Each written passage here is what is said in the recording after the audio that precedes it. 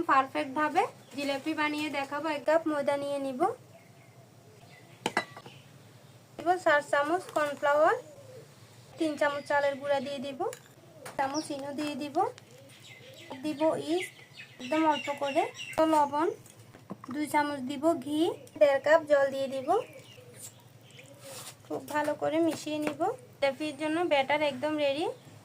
শিরা করার জন্য 1 কাপ চিনি দিব, 1.5 কাপ দিব জল।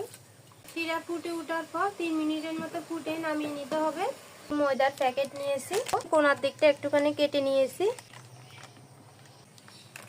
তবে ঘুরিয়ে ঘুরিয়ে দিতে হবে। এখন তুলে শিরার মধ্যে দিয়ে দিব। 1 মিনিট পর নিচ্ছি। আমি আশা করছি আমার থেকেও অনেক গুণে ভালো আপনারা জিলাপির পেস্টটা দিতে পারবেন। এই দেখুন একদম মুচমুচে।